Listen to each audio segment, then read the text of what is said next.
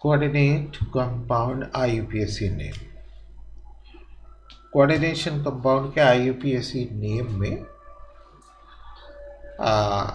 विभिन्न नियमों का पालन किया जाता है। There are certain laws to define the IUPAC name of the coordination compound। Coordination compound जब लिखे जाते हैं तो उनके फार्मूले में दो एरिया बनता है, दो स्फीयर बनता है। एक कोऑर्डिनेशन स्फीयर कहलाता है और एक आयनिक स्फीयर कहलाता है। एक संकुल क्षेत्र कहलाता है, एक आयनिक क्षेत्र कहलाता है।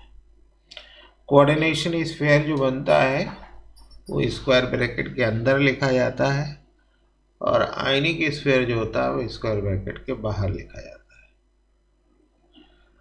तो कोऑर्डिनेशन स्फीयर और आयनिक स्फीयर में से जो भी पॉजिटिव इन नेचर होगा उसका नाम पहले लिखा जाएगा और जो नेगेटिव होगा उसका नाम बाद में लिखा जाएगा। तो इस आधार पर हम अब कुछ कोऑर्डिनेशन कंपाउंड के IUPAC नेम डिड्यूस करने का प्रयास किया जाएगा।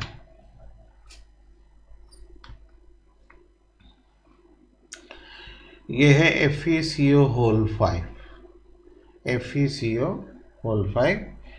इस FeCO5 में केवल कोऑर्डिनेशन स्फीयर है, आयनिक स्फीयर नहीं है।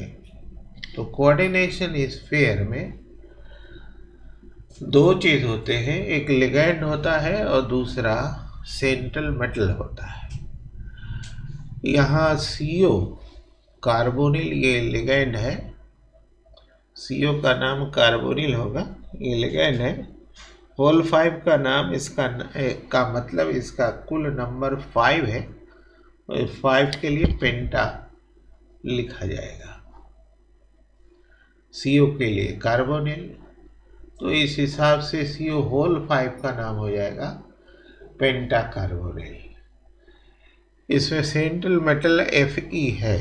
अब Fe के दो नाम हो सकते हैं, एक आयरन और दूसरा फेरेट।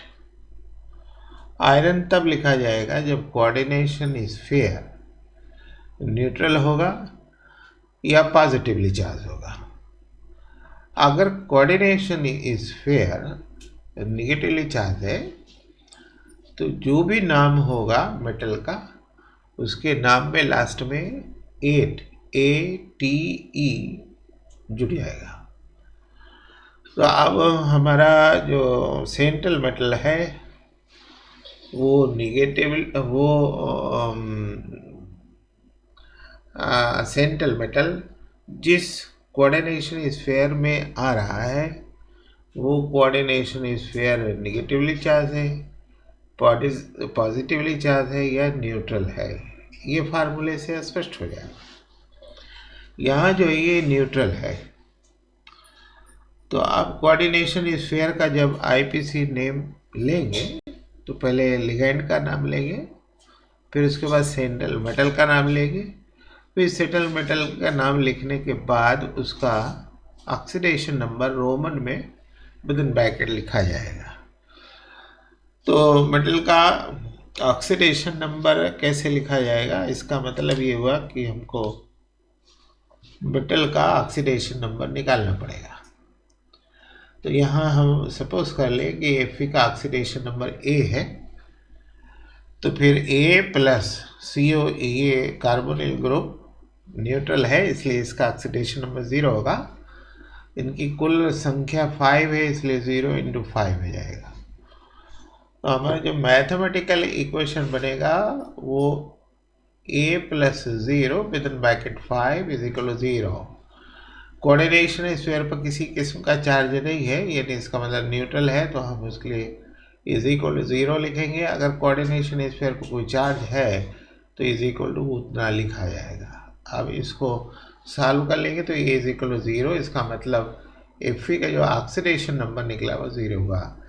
तो अब नाम जो आ जाएगा इसमें लिगेंड का नाम पहले आएगा पेंटा कार्बोनिल, फिर सेंट्रल मेटल आयरन और फिर उसका ऑक्सीडेशन नंबर 0। ये हो गया आईपीसी नाम।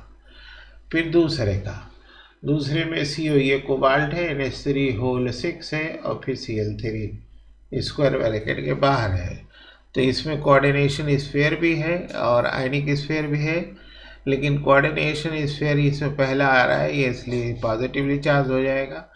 तो हम पहले पॉजिटिवली चार्ज पोर्शन का नाम पहले लिखेंगे, यानी कोऑर्डिनेशन स्फीयर का नाम पहले लिखा जाएगा। तो कोऑर्डिनेशन स्फीयर में लिगैंड का नाम पहले आएगा, फिर सेंट्रल मेटल का नाम आएगा। तो से लिगैंड है NH3, एमीन नाम होगा, AMMI यानी एमीन, और 6 का मतलब हेक्सा एमीन। ये पूरा हो जाएगा लिगैंड हेक्सा एमीन, और सेंट्रल मेटल यहाँ कोबाल्ट हो गया। फिर उसके बाद हम आयनिक स्फीयर का नाम लिखेंगे लास्ट में क्लोराइड, लेकिन सेंट्रल मेटल के ऑक्सीडेशन नंबर के लिए हम मैथमेटिकल इक्वेशन ले करके सॉल्व कर लेंगे। तो सपोज करें कोबाल्ट का ऑक्सीडेशन नंबर A है, NH3 न्यूट्रल है तो 0 × 6 हो गया, और क्लोराइड का -1 होता है × 3 = 0, चूँकि पूरे कोऑर्डिनेशन कंपाउंड में कोई चार्ज नहीं है, = 0।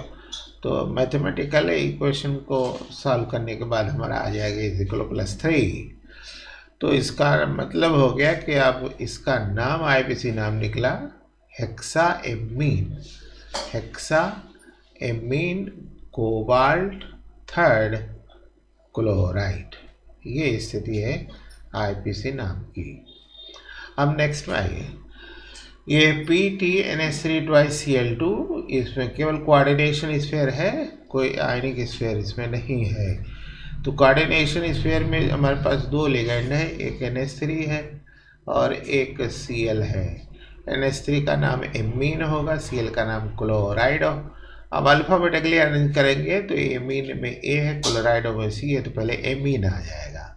तो NH3 ट्वाइस का नाम हो जाएगा डाई एमीन, और Cl2 का नाम हो जाएगा डाई क्लोराइडो। फिर उसके बाद सेंट्रल मेटल प्लैटिनम, फिर इसका ऑक्सीडेशन नंबर निकालेंगे तो A + 0 × 2 + 2 × -1, सॉल्व करेंगे तो A = +2 मिलेगा। इसका मतलब हो गया डाई एमीन डाई क्लोराइड और platinum second. Next K3Fe OX thrice है, K3Fe OX थ्राइस है। तो इसमें आयनिक स्फीयर है पोटेशियम, और फिर FeOX थ्राइस ये कोऑर्डिनेशन स्फीयर है। तो आयनिक स्फीयर पहले आ रहा है, इसलिए इसका नाम पहले लिखा जाएगा, यानी पोटेशियम। फिर उसके बाद आयनिक स्फीयर में लिगैंड OX है, OX का नाम OX है, ये C2O4 डबल नेगेटिव, ये ऑक्सलेट है, लास्ट में ATE है। तो ये नेगेटिवली चार्ज है, तो लिगैंड का नाम जब लिखते हैं तो अगर लिगैंड नेगेटिवली चार्ज है तो लास्ट में उसके नाम में E हटाकर O लिख देते हैं। तो ये ऑक्सलेटो हो जाएगा, ऑक्सलेटो, ये ट्राई ऑक्सलेटो हो जाएगा। तो पोटेशियम ट्राई ऑक्सलेटो ये लिगैंड का नाम हो गया। फिर सेंट्रल मेटल Fe, तो चूँकि कोऑर्डिनेशन स्फीयर नेगेटिव चार्ज है, इसलिए आयरन की जगह इसका नाम फेरेट होगा। लास्ट में ATE जोड़ते हैं नेगेटिवली चार्ज कोऑर्डिनेशन स्फीयर के लिए। ऑक्सीडेशन नंबर इसका +3 है, तो 3rd हो जाएगा। तो पूरा नाम हो जाएगा पोटेशियम ट्राईऑक्सलेटो फेरेट 3rd। अब नेक्स्ट में COEN twice F2 square bracket close ClO4। अब यह कोऑर्डिनेशन स्फीयर है जो कि पहले आया, इसका मतलब ये पॉजिटिवली चार्ज है। ClO4 ये आयनिक स्फीयर है, परक्लोरेट इसका नाम होगा, ये बाद में आया। तो पहले हम आयनिक कोऑर्डिनेशन स्फीयर का नाम लेंगे। तो कोऑर्डिनेशन स्फीयर में लिगैंड पहले आएगा, तो EN जो है ये एथिलीन डाई एमीन है, यानी इथेन 1,2 डाइमीन है, यानी CH2 सिंगल बॉन्ड NH2, फिर CH2 सिंगल बॉन्ड NH2, ये हुआ। तो ये EN हो गया। इथेन डाई एमीन ये ट्वाइस है, तो 2 के लिए यहाँ 20 लग जाएगा। 2 के लिए 20। ये फ्लोराइड है तो लास्ट में ई हटा करके ओ हो जाएगा फ्लोराइडो, और ट्वाइस है इसका मतलब डाई हो जाएगा। तो पहले जो है चूंकि ई आता है, एफ बाद में आता है, इसलिए हम इसका नाम उसी हिसाब से लिखेंगे, यानी एन का नाम पहले आएगा, एफ का नाम पर। तो 20 इथेन 1,2 डाईएमीन, ये एन ट्वाइस का नाम हो गया। फिर F2 डाई फ्लोराइडो हो गया। फिर मेटल हो गया, सेंट्रल मेटल कोबाल्ट।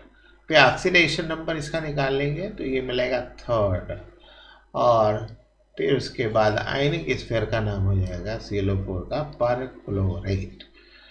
तो इस तरह से नाम हो जाएगा base ethane 1,2 diamine difluorido cobalt 3rd perchlorate, ये स्थिति बन जाएगी। तो पूरा नाम हमको ये प्राप्त हो जाएगा। अब उसके बाद अगला है Na2SiF6। इसमें Na2 सोडियम, ये आयनिक स्फीयर है, SiF6 ये कोऑर्डिनेशन स्फीयर है। तो आयनिक स्फीयर का नाम पहले लिखेंगे सोडियम। ये 2 जो है इसके लिए बाई नहीं लेंगे, ये वैलेंसी है इस SiF6 की, इसके लिए ये 2 लिखा गया है। SiF6 के लिए 1 है जो कि सोडियम की वैलेंसी है। फिर कोऑर्डिनेशन स्फीयर में F ये फ्लोराइडो है, ये लिगेंड है, 6 का मतलब हेक्सा, तो हेक्सा फ्लोराइडो।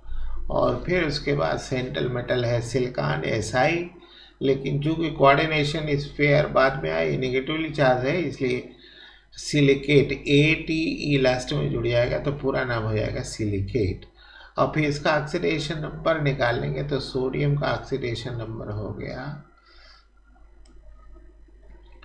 +1, सोडियम का नंबर है 2 से मल्टीप्लाई हो जाएगा, प्लस Si के लिए मान ले A, और +6 फ्लोराइड का नंबर -1, टोटल कोई चार्ज नहीं, =0।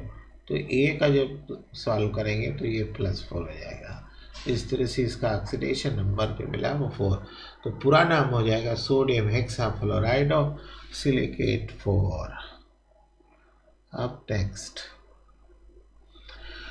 नेक्स्ट में है NiDMg ट्वाइस। NiDMg ट्वाइस ये कोऑर्डिनेशन स्फीयर है, इसमें आयनिक स्फीयर नहीं है। ये DMg का मतलब होता है डाई मिथाइल गैल्क्सीमेटो। ये इसका फार्मूला होगा C+N सिंगल बॉन्ड O, फिर CH3 single bond C double bond N single bond OH। ये है, ये DMg का पूरा नाम हो गया, डाई मिथाइल गैल्क्सीमेटो। और ये ट्वाइस है, तो ट्वाइस में फिर डाई हो जाएगा, तो डाई एक साथ 2 बार नहीं लिखेंगे, इसलिए ट्वाइस के लिए यहाँ 20 शब्द का प्रयोग होगा। तो 20 डाई मिथाइल गैल्क्सीमेटो। और फिर निकल, ये कोऑर्डिनेशन स्फीयर हमारा न्यूट्रल है, इसलिए इसका नाम निकल ही रहेगा। अगर ये नेगेटिवली चार्ज होता तो निकलेट हो जाता। अब हम ऑक्सीडेशन नंबर लेंगे तो निकल का A हो गया, DMg का -1 हो गया, ऐसे 2 है तो 2 से मल्टीप्लाई होगा। तो मैथमेटिकल एक्सप्रेशन को सिंप्लीफाई करके हमको A +2 मिला। इसका मतलब ऑक्सीडेशन नंबर इसका सेकेंड +2 हो गया। तो पूरा नाम हो जाएगा 20 डाईमिथाइल गैल्क्सीमेटो निकल सेकेंड। अब नेक्स्ट ये है FeC5H5 ट्वाइस। तो C5H5 ट्वाइस ये पेंटा डाई इनाइल है, ये 5 कार्बन है, 5 से पेंट हो जाएगा, 2 डबल बॉन्ड है, डबल बॉन्ड से इन हो जाएगा, 2 है तो डाई हो जाएगा। और फिर ये आइल लग जाएगा, अल्काइल होने की वजह से आइल लगेगा, चक्री है यानी साइक्लो हो गया, और ट्वाइस है तो ये 20 हो गया, यानी इसका नाम हो जाएगा 20 साइक्लोपेंटाडाइइनाइल। फिर उसके बाद हम यहाँ सेंट्रल मेटल का नाम लेंगे, सेंट्रल मेटल आयरन सेकेंड, फिर ऑक्सीडेशन नंबर उसका ब्रैकेट में ले लेंगे। तो इस तरह से IUPAC naming system coordination compound के लिए लेते हैं। That's all.